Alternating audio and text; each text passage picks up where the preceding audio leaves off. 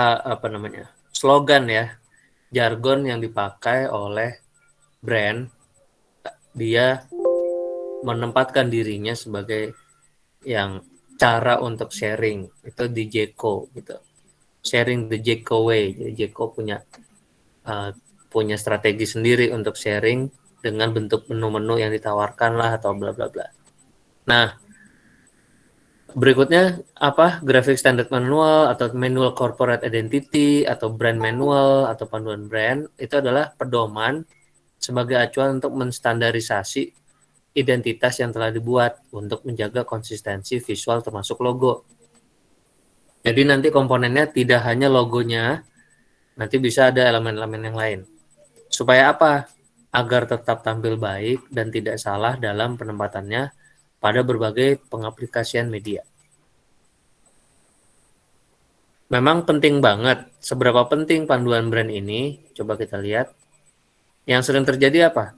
Khususnya logo ya. Tidak atas tidak adanya atau tidak mengikuti panduan brand. Nah, ini logo mengalami perubahan baik warna, bentuk maupun komposisi. Kadang-kadang bisa ditarik jadi gepeng, terus waktu di print mungkin pudar gitu. Nah, itu bahaya ya, mengakibatkan perbedaan persepsi dan image yang diterima oleh masyarakat luas, terutama bagi para pengguna gitu ya. Kalau lihat nih entitas misalnya brand ataupun perusahaan terkesan tidak profesional dan tidak mempunyai nilai yang kuat, ya nggak? Karena adanya perubahan-perubahan yang tidak konsisten. Misalnya kalian lihat di mobil operasional gepeng, terus tahu di spanduk ramping, ya kan? Terus di pas nyampe gedungnya, kantornya, nggak taunya gambarnya kotak gitu. Kan aneh ya, nggak standar ya. Nah itu orang juga bertanya-tanya gitu. Penyebaran identitas visual yang tidak konsisten menyebabkan terhambatnya proses penanaman image kepada audiens. Emang emang untuk apa sih penanaman image itu penting banget menurut kalian, kenapa?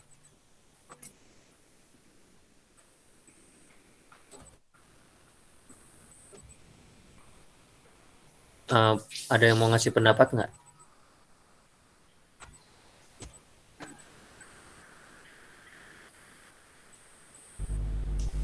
Karena biar brand tersebut punya nilai khas tersendiri, Pak. Brand punya apa? Nilai khasnya tersendiri, makanya dia bangun image-nya sendiri. Ya, ya. Agak kecil ya, Dimas, tapi paham ininya lah, arahnya. Jadi memang eh, konsumen atau calon atau masyarakat atau calon user itu kan butuh trust ya, butuh percaya gitu. Nah, kalau kelihatannya, kesannya aja baru, wah ini pelin-pelan nih, wah ini nggak rapi nih eh, perusahaannya, kita jadi nggak mau pakai, nggak mau datang, nggak mau apa ya, merekomen ke orang lain apalagi ya kan, kayak gitu. Ada yang membuat kita ragu, bahkan zaman sekarang kuatnya medsos itu bisa jadi dengan cepat menjatuhkan brand itu udah viral ya, langsung aja viral, langsung apa apa namanya, nama buruk tuh gampang banget disebar gitu ya,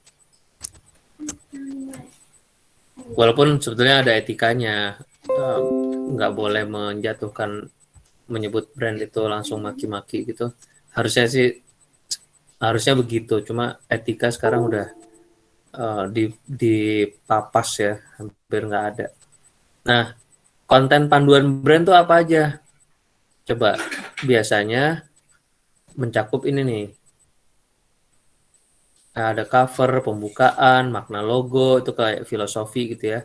Logo hitam putih adalah aplikasi, reverse and black and white and black istilahnya invert invert color. Jadi ada logo di background putih, warna logonya hitam, atau kebalikan, logonya putih di atas background hitam. Ada logo grayscale, kadang penting karena ada warna yang dipakai turunan uh, tidak full black and white, tapi dia butuh warna abu-abunya. Ada logo in grid, nanti ada memakai ukuran-ukuran supaya grid ini memandu supaya diterapkan di mana-mana, tidak akan berubah ukurannya. Mau pakai sentimeter, mau pakai meter, basicnya grid atau modul. Ya. Terus ada clear space area. Nanti bisa lihat seperti apa. Ada warna, ya, keterangan warna, tipografi yang dipakai. Tipografi di sini tidak hanya yang nempel pada logonya. Pernah lihat nggak? Kalau kayak misalnya Garuda ya, Garuda Airlines, kalian tahu ya, maskapai penerbangan di Indonesia. Misalnya oke, tulisan Garuda memang begitu, tapi sampai turun ke dalam brosurnya, dalam surat menyuratnya, font yang dipakai selalu itu gitu. Itu desainernya menentukan. Ya, tipografi yang mencitrakan image yang sama dengan visi misi perusahaannya, maka dipakailah tipografi tertentu sesuai karakter. Nah, itu desainer yang mengusulkan. Elemen estetis, nanti ada graphic style ya istilahnya. Layout, penerapan identitas, ada correct and incorrect use, itu seperti apa, oke? Dan stationaries dan lainnya. Ini sampel ya, ada enterprise, fixed enterprise, ada table of content. Biasanya panduan logo ini memang dimiliki oleh perusahaan yang memang punya kerumitan, punya peluang logo diterapkan ke berbagai medianya, misalnya ya. Paham nggak? Sekelas pecel ayam, mungkin dia nggak akan rumit, nggak akan diterapkan ke macam-macam, kecuali dia punya cabang, punya turunan yang lain. Ngerti nggak? Pecel ayam pinggir jalan yang pakai tenda, dia hanya diterapkan pecel ayamnya ya di tenda aja, dia nggak perlu jarang banget tuh pakai di seragamnya, mungkin diterapkan di mejanya atau ada spanduk welcoming boardnya gitu, nggak ada ya. Biasanya kan cukup di situ aja, nggak ada aplikasinya ya.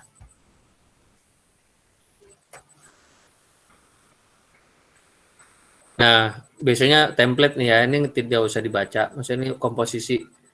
Biasanya memang bukan graphic designernya, malah. Oh, kalau di sini sebetulnya tergantung project juga. Kadang kalau agency, kadang yang menyampaikan profil tentang perusahaannya ya mungkin direkturnya ya, ownernya gitu. Kalau graphic designer cenderung menurut saya hampir selalu behind the scene aja, nggak pernah pop up, nggak pernah muncul, nggak pernah kayak dianggap orang terdepan gitu, nggak. Desainer cenderung ya, yang umumnya desainer itu sangat humble, sangat tidak mau ketahuan terekspos gitu, kecuali memang mau pamer karya, itu beda lagi. Kalau misalnya kalian desainernya diminta untuk bikin desain oleh klien, nama desainernya nggak mesti muncul dalam perusahaan itu, tidak mesti desain by gitu, nggak mesti ya, kecuali memang dibebaskan atau kliennya minta namamu masukin juga ya gitu. Tapi kan jarang sekali ya, namanya kita kan agent luar, nggak mungkin namanya dilibatkan gitu, agak aneh tuh. Kalau paham maksud saya nggak? Paham, Pak. Ya. Nah, ini adalah berikutnya konten panduan brand. Itu ada apa aja? Logo utama dan logo lainnya seperti produk, anak perusahaan, program perusahaan. Biasanya mencakup ini semua ya. Dan nanti kalian bisa baca. Logo, filosofi, dan konfigurasi. Istilahnya konfigurasi. Contohnya nih, penggabungan ya. Fun, bakery, itu elemen-elemennya apa? Itu mungkin roti, varian rotinya dengan ekspresi happy-nya, jadilah begini ya. Ini bukan proses desain tapi lebih ke image-nya aja. Inspirasi bentuk, inspirasi komponen gitu. Ketika logo itu dijadikan kayak ya bukan prosesnya ya, tapi inspirasi sampai jadi begini tuh apa? Jadi ada ornamen, ada lingkaran, ada huruf S. Ketika jadi satu kesatuan tuh inilah logonya gitu. Ya.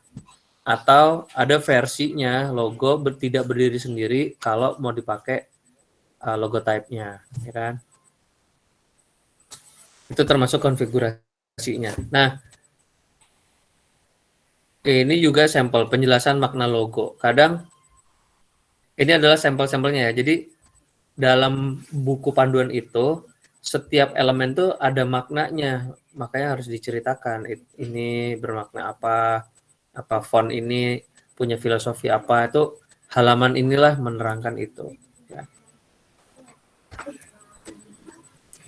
Nih, kenapa tadi saya bilang kok logo bisa warna-warni nih Pak?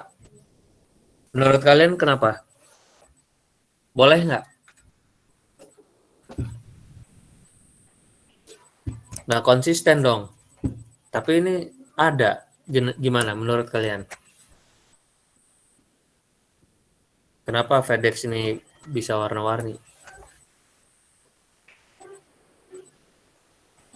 Logo utama dan logo lainnya seperti produk, anak perusahaan, atau program perusahaan. Ada yang bisa nangkep nggak?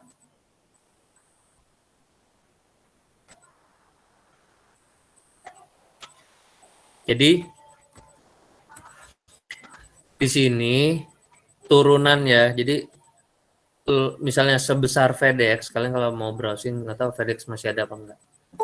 FedEx tuh punya program-program, punya anak perusahaan. Nah itu dia memilah, membagi-bagi, tapi dengan konsistensi logonya, cuma dia turunkan dengan warna-warna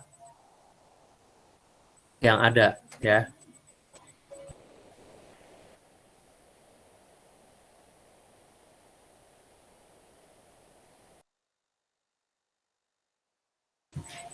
Halo, paham ya? Ya, Coba. Pak.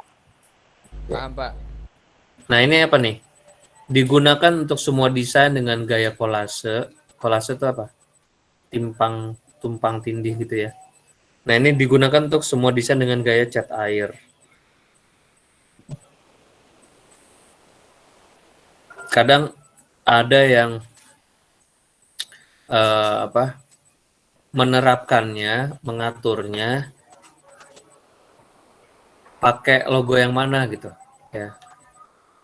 Tapi dia konsistensi mungkin di nama brandnya ya.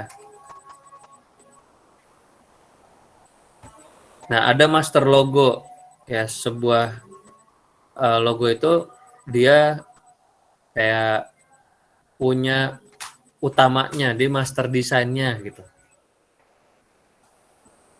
Jadi ketika dipecah maknanya, maka penjelasannya akan dipilah-pilah ya, fix gitu. Ini secara bentuk artinya apa? Nanti fix yang begini simbolisasi apa gitu.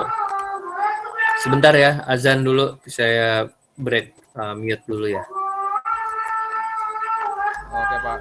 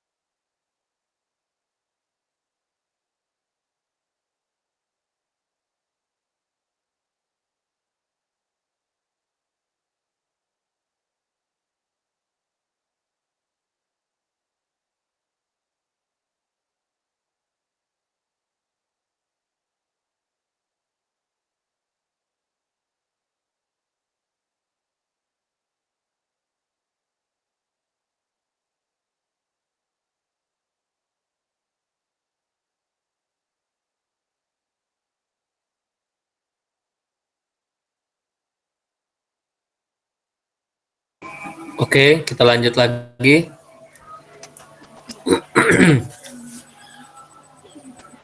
Ini bagian makna logo. Jadi maksudnya buku panduan itu punya bagian-bagian penjelasannya. Ya, salah satunya ini ada makna logo. Berikutnya clear space area. Nih, apa sih clear space?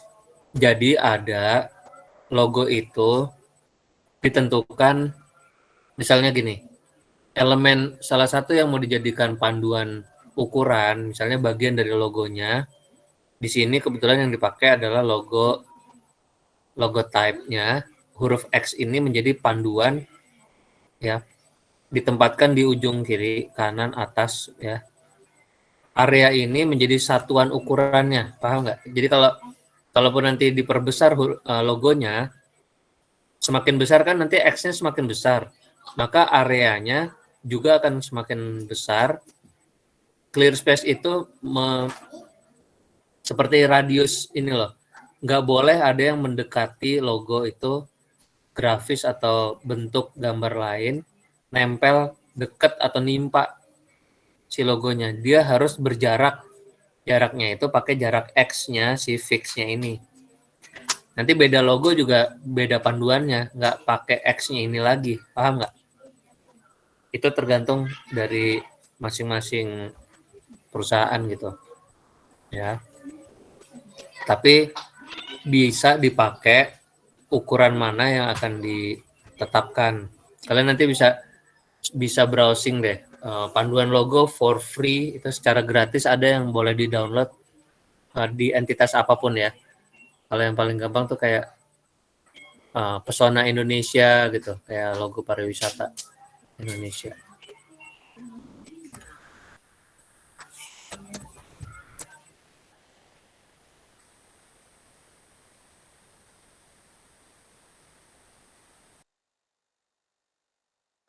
Halo, ini berikutnya seperti yang kuku kelambi ini ya. Jadi huruf K-nya itu yang dipakai untuk panduan clear space-nya. Paham nggak? Huruf K ini tingginya dipakai untuk mengukur 2 kali huruf K-nya menjadi area batasnya, space-nya si kuku kelambi ini. Jadi kalau ada logo yang mau nempel logo lain, brand lain, nggak boleh masuk di area ini. Jadi dia harus berjarak mau di atas, bawah, atau kiri kanannya. Nah, ini modul grid yang dipakai kalau dalam pembesaran atau panduan ya. Paham nggak nih? Bayangkan ini kalau mau jadi kayak welcoming gate atau kayak neon box di depan pagar suatu kawasan gedungnya atau perkantorannya misalnya. Jadi kotak-kotak ini menjadi panduannya. Entah satu kotak ini misalnya ada ukurannya pakai berapa sentimeter gitu ya, misalnya 2 cm. Berarti 2 kali berapa nih? 1, 2, 3, 4, 5, 6, 7, 8, 9, 10, 11, 12, 13, 14, 15, 16, 17 lah kira-kira. Area 17 kali 17 kotak bisa dipakai untuk pembesaran atau pengecilan ukuran. Paham nggak? Untuk logo yang ini ya. Tapi panduan kotak-kotak ini dibilangnya logo grid system.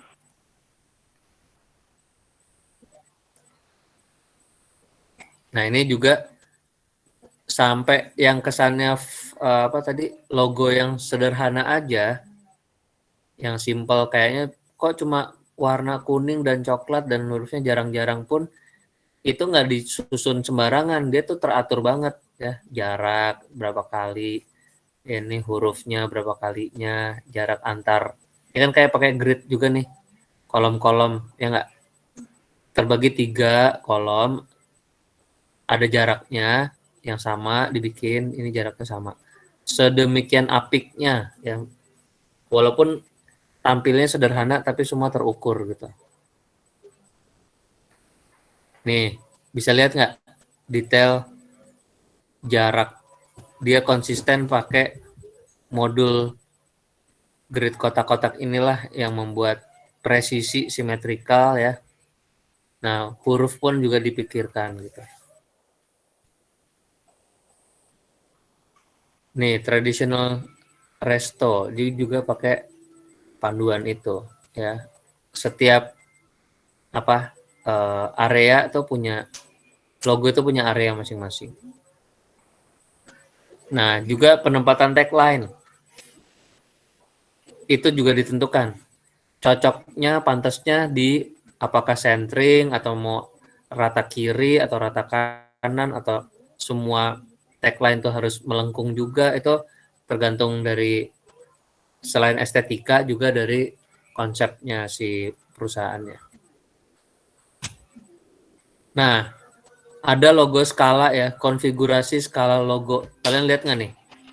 Ukuran besar misalnya 100%, 50%, 30, sampai 20, sampai 10%, sampai kalau 100%-nya 100 cm, ya mungkin 10% jadi 10 cm gitu. Atau mau paling kecil 1x1, dia tetap harus bisa terbaca. Ya, ukuran terkecil tuh, kalian pernah lihat kartu nama, kan ukuran logonya kalian bisa ukur tuh. Dia bisa nyampe 1x1. Kalau bisa dan tetap terbaca, berarti logonya cukup baik. Ya, makanya itu yang saya bilang, kalian lihat lagi deh logo karya UTS kemarin. Kalau sampai diaplikasikan ke berbagai ukuran sampai terkecil masih malah detailnya hilang, berarti logonya jelek. Maksudnya tidak memenuhi prinsip simplicity ya. Coba lihat ini, logogram dan logo type. Kok bisa sih ada hanya logogramnya aja? Nah, itu juga tergantung. Perusahaan itu bisa mengatur, bisa punya panduan. Di panduan itulah yang dipakai, dia mengatur mana yang boleh, mana yang tidak boleh. Kapan saatnya boleh pakai teks logo type, kapan saatnya hanya gram, logogramnya saja. Nah, itu harusnya selengkap itu panduannya. Terus ini lihat, sharp, apa bedanya kiri sama kanan?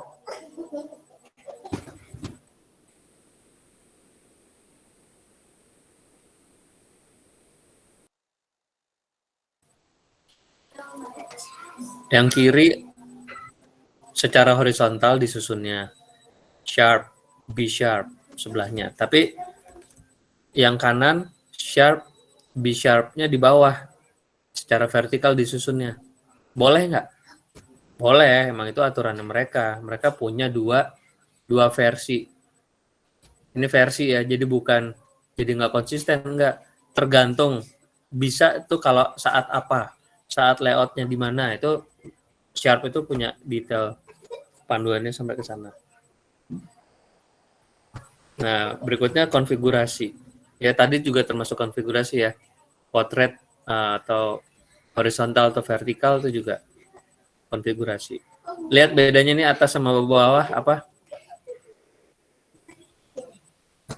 Lihat ukuran ya, bukan hanya tinggal pindah aja vertikal atau horizontal. Ya. Tapi lihat ukuran nih. Kalau di versi vertikal, enterprise-nya ini hanya sebatas selurus X ini ya, dan F nih.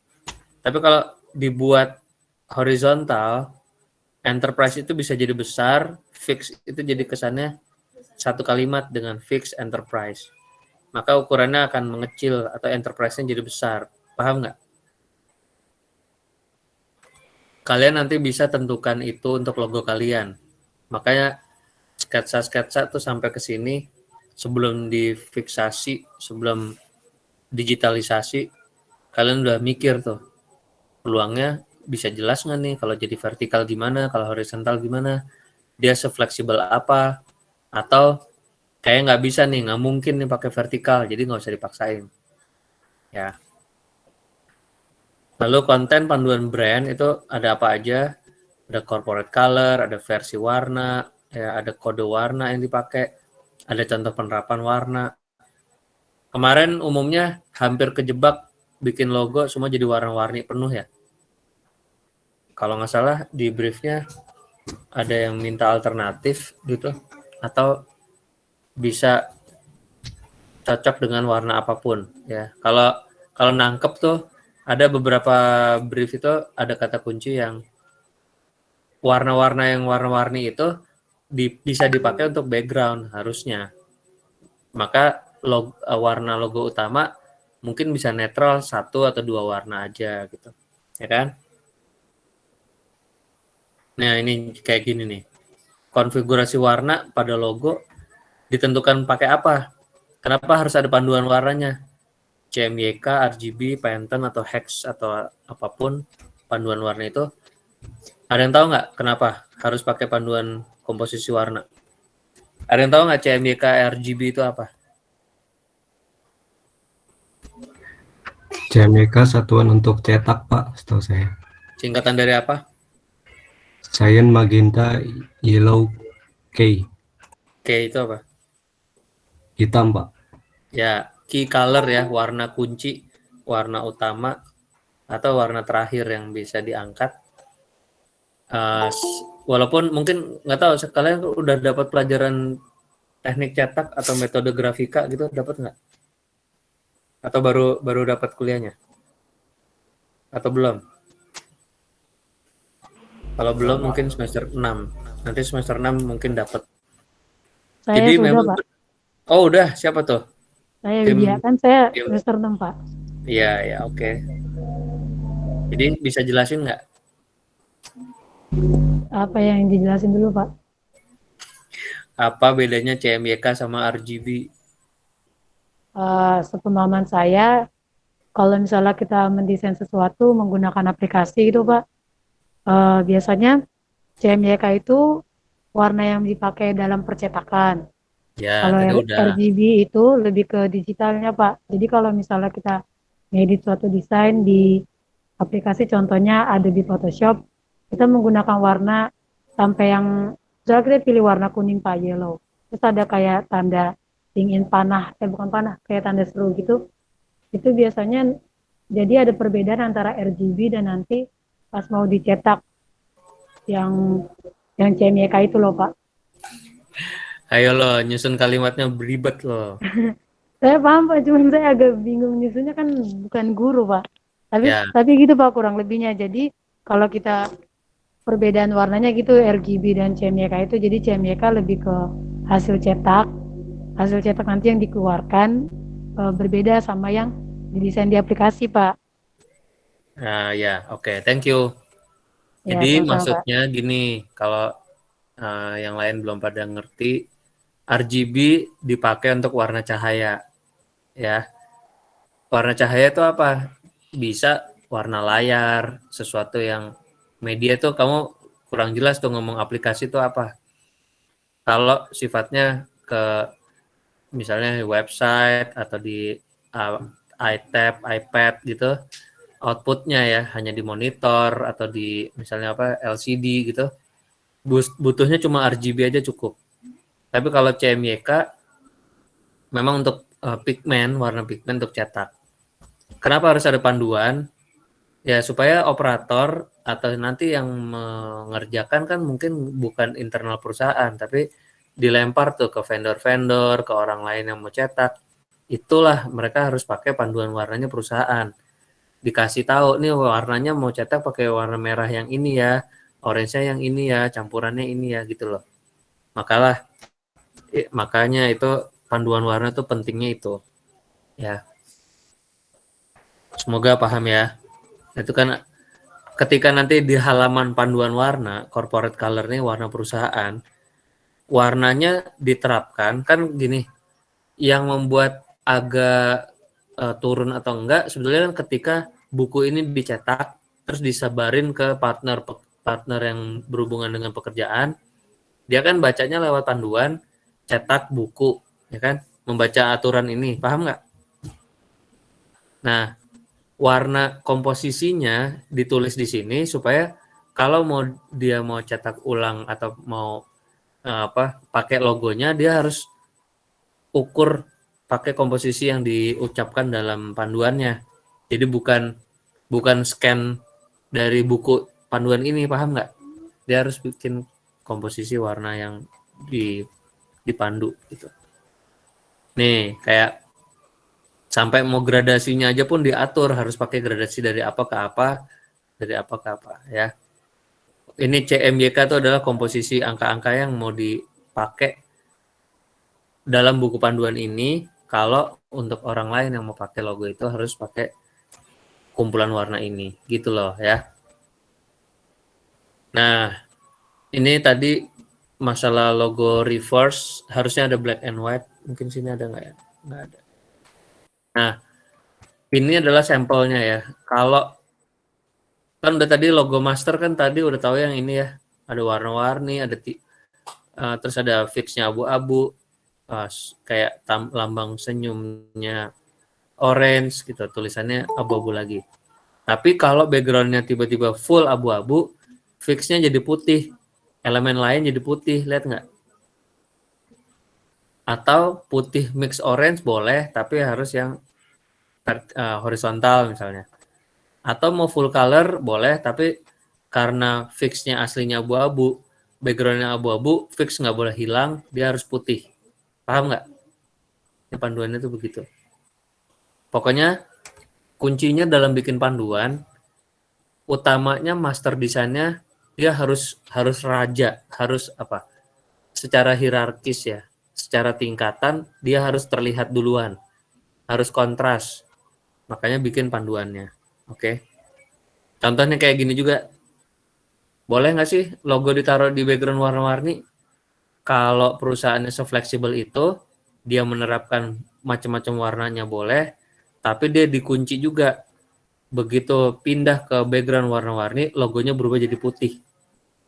Ya, itu boleh nggak? Boleh. Makanya harus bisa fleksibel. Logo itu bisa nggak diubah ke satu warna? Ya. Kebayang nggak kemarin ada yang dapat kuda poni? Siapa tuh? Yang gambarnya kuda, pakai gambar kuda, beberapa ada ya? Kuda atau kelinci atau apa, daun atau apa gitu kan? Ada yang gambarnya numpuk-numpuk, ada yang warnanya rumit banget, ya kan? Nah, ini komposisinya ya. Ini versi black. Nah, ini ada nih, black and white, backgroundnya white, logonya semua dibikin hitam, ya. Komponen warnanya hitam semua. Grayscale turun ke abu-abu. Ya. Harusnya ada sebelahnya hitam, biasanya ada kebalikan warna putih hitam atau hitam putih. Nah, kenapa ini ada incorrect use? Adalah contoh yang salah. Jadi memandu pembaca supaya tidak pakai kesalahan yang ada, nggak boleh dipakai. Ya, paham nggak? Misalnya ini Twitter. Tahu Twitter ya? Masih dipakai nggak sih sekarang? Ada ya? Twitter punya versi-versinya yang full hitam putih, biru tanpa background, putih dan biru, terus biru backgroundnya logonya putih. Nggak bolehnya apa? Nggak boleh beranak, nggak boleh biru tua, nggak boleh kebalik burungnya, atau nggak boleh dikasih mata-mata, nggak boleh juga Twitter berdiri sendiri tulisannya atau teksnya aja gitu. Siapa tahu begitu ya, nggak boleh saling nukik-nukik gitu. Nah, ini logo ini juga punya incorrect logonya ya. Dikasih silang tuh kenapa? Nggak boleh apa? Nggak boleh kebalik tempatnya, atau warna-warninya nggak boleh pindah-pindah ya. Terus senyumnya nggak boleh kebalik, jadi kayak nangis gitu. Terserah, itu tentukan apa yang jadi panduan yang salahnya logonya apa aja ya. Termasuk ini, kalau backgroundnya total kuning atau mau gradasi warna-warni, logonya tidak berubah warna, nggak boleh, karena jadi tidak terbaca. Nggak boleh miring, nggak boleh apa dalam kotak, kan tadi ada clear space area. Nggak boleh tukar warna di sini ya kan, atau dikasih stroke outline atau beda warna yang lain. Nah, Juga nanti ada graphic style atau visual style atau khasnya grafis atau key element visual bisa juga. Dapat menciptakan keunikan kekhasan pada identitas visual karena mengadopsi dari logo yang memang dari awal dibuat seunik mungkin untuk membedakan dengan yang lainnya. Graphic style itu mengadopsi dari logo, maka identitas visual akan semakin kuat dan dapat menciptakan kesan konsisten. Kalau kalian sedang belajar gambar etnik juga ya? Iya Pak. Ini dekat dengan dunia ini. Penggambaran, stilasi, terus nanti mungkin bikin panduan grafis kah atau alasan kenapa grafis itu jadi pendukung gitu. Nih, elemen estetis atau tadi graphic style tadi ya. Dapat dari mana nih? Kok tiba-tiba ada lingkaran, ada warna-warni, ada grayscale ini? Ada yang sadar nggak?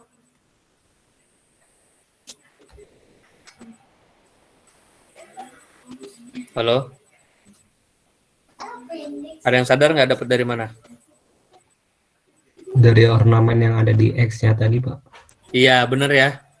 Sehingga ini mungkin peluang juga jadi entah diterapkan jadi background, entah jadi bagian-bagian yang lain gitu. Nih contoh lain. Elemen lainnya, contoh gaya fotografi, ilustrasi, background, dan elemen-elemen lain yang membawa satu nuansa brand.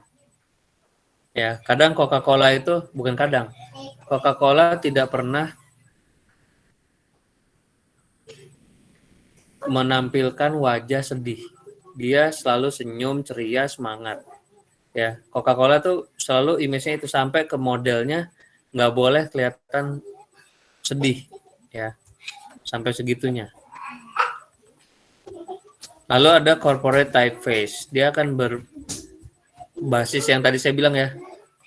Ada logo type yang nempel pada logonya. Ada primary typeface namanya. Yang dibilang secondary typeface biasanya setipe serupa, tapi dia akan turun berupa kalimat-kalimat, mungkin masuk ke brosur, mungkin ke konten poster gitu ya. Jadi masih satu turunan type family. Kalau kalian juga belajar tipografi ya, semester ini apa semester lalu? Dari semester Typeface lalu, itu Pak. ya, Semester lalu Pak. semester lalu ya. Jadi semoga paham ya tentang keluarga typo, keluarga family huruf gitu. Itu kepake tuh aplikasinya justru di desain logo dan turunannya ya. Penerapan logo pada media berisi logo maupun elemen lain pada berbagai media dapat disertai posisi antar elemen, ukuran, dan contoh desainnya. Lihat nih ya, logo diterapkan pada stationery, kop surat. Lihat ukurannya, lihat area clear space tadi diterapkan, tidak boleh nempel, kepotong, atau ketimpa image lain. Ada graphic style ya, style image-image yang tadi mengambil dari bagian dari X tadi, itu diterapkan menjadi latar sekilas ya. Tapi tidak dominan malah merusak logo, justru logo tetap terlihat, dia hanya elemen pendukung dalam komposisi kop surat. Ya. Ketika jadi amplop gimana? Sisi belakangnya begini, sisi depannya begini. Mungkin pengulangan ya, tapi bukan hanya asal pindah gitu loh, paham ya? Kalian bisa bayangin kalau jadi kartu nama, mungkin dia akan merge jadi background nih, tipis ya.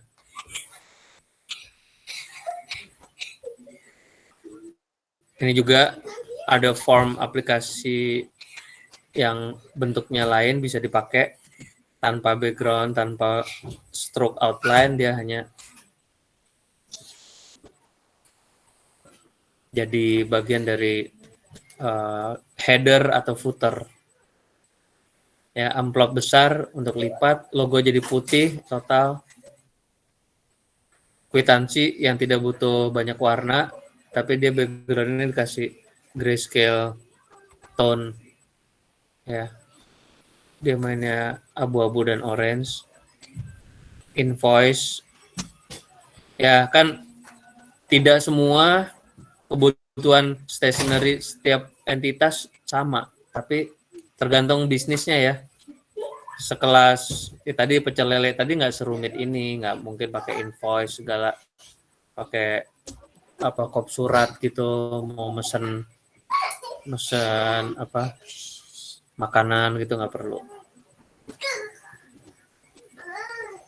Balik lagi kalau lihat Coca-Cola seberapa konsistennya di berbagai media, lihat penerapannya dalam merchandising ya kan, dalam mobil operasional, vending machine atau neon sign atau namanya apa, signboard ya kan, terus banner-banner, booth design, itu kan semua logonya diaplikasikan konsisten banget, nggak ada yang berubah.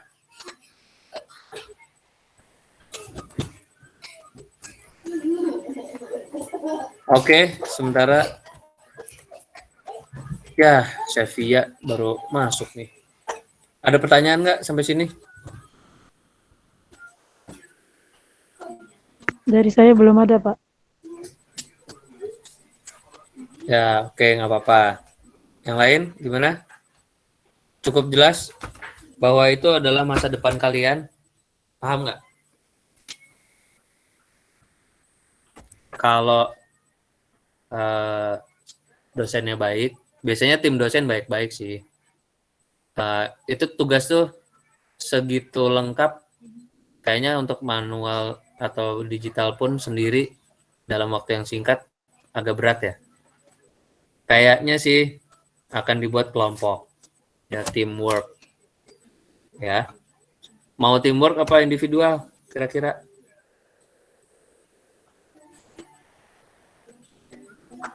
Bekerja kelompok atau sendiri-sendiri?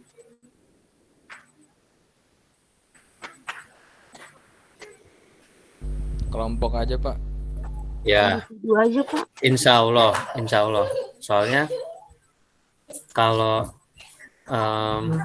walaupun online begini, tapi kan mungkin kalian masih punya usaha inisiatif untuk ayo kumpul bikin tugas bareng gitu, masih mungkin kan ya.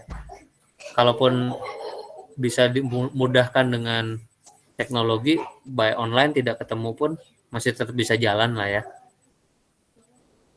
Dan nanti detail tentang berapa anggota, berapa harus mengerjakan apa, itu nanti mungkin 2 minggu lagi atau minggu depan brief detailnya akan datang. Siap-siap ya.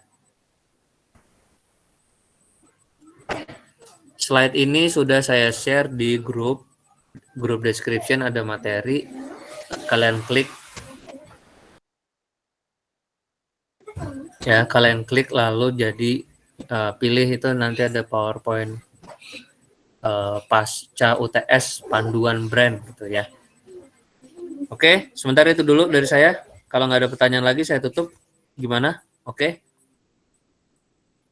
Boleh, Pak. Boleh, Pak. Oke. Sementara belum ada tugas. Kalau tiba-tiba tengah malam saya terinspirasi, oh iya kasih tugas gitu, nggak apa-apa ya. Saya lewat WhatsApp ya. Ya berdoa aja, mungkin minggu depan baru dapat tugasnya. Amin. Tapi saya pesan dari sekarang, Amin, Pak. Amin. ya, saya pesan dari sekarang kalian kumpulkan referensi, cari panduan logo di luar tuh seperti apa, ya, maksudnya perusahaannya apapun, nggak mesti Indonesia, yang di luar gimana, cari yang menurut kalian unik, menarik, yang mungkin bisa, kalau kalian nanti harus mendesain tuh, gayanya tuh yang kalian suka banget, mungkin bisa ditiru, atau komposisinya, atau semua jadi inspirasi seperti apa. Oke? Baik, kalau begitu sampai di sini dulu pertemuan hari ini. Assalamualaikum warahmatullahi wabarakatuh. Waalaikumsalam. Warahmatullahi. Bye-bye. Bye-bye, Pak. Ya, thank you ya. Saya tutup ya. Terima kasih banyak, Pak. Terima kasih, Pak. Terima kasih, Pak. Makasih, Pak. Makasih.